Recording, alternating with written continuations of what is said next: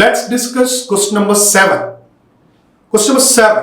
Identify correct conversion during acidic hydrolysis from the following. നോക്കൂ, നമ്മൾ നേരത്തെ ഈ പറയുന്ന ലാക്ടോസ്, മാൾട്ടോസ്, അമിലോപെക്റ്റിൻ ഇവരെ കുറിച്ച് സംസാരിച്ചതേ ഉള്ളൂ. ബയോമോളിക്യൂൾസ് എന്ന് രണ്ടാമത്തെ ക്വസ്റ്റ്യൻ ആണ് ചോദിച്ചിരിക്കുന്നത്.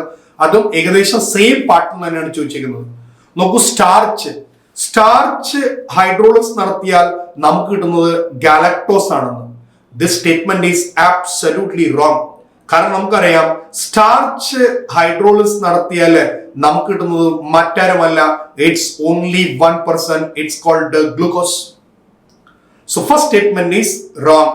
ഒരു നമ്മോട് ചോദിച്ചത് കറക്റ്റ് സ്റ്റേറ്റ്മെന്റ്സ് കാണാൻ വേണ്ടിയാണ് നമ്മോട് പറഞ്ഞിരിക്കുന്നത്.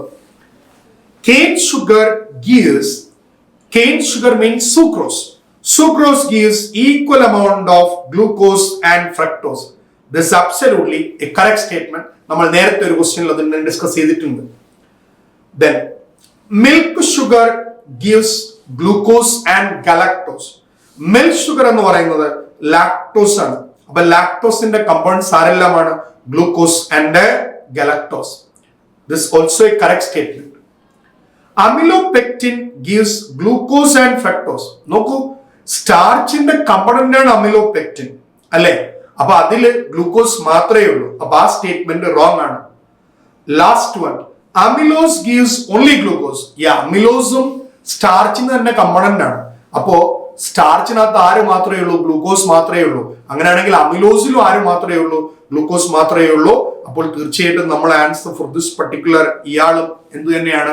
ശരിയായിട്ടുള്ള സ്റ്റേറ്റ്മെന്റ് ആണ്. അപ്പൊ ഇതിൽ ആരൊക്കെയാണ് ശരിയായിട്ടുള്ള statement? Option B is correct, option C is correct and option is correct. അങ്ങനെയാണെങ്കിൽ ബിയും സിയും ഇയും കറക്റ്റ് ആണ്. So your answer for this particular question is 3.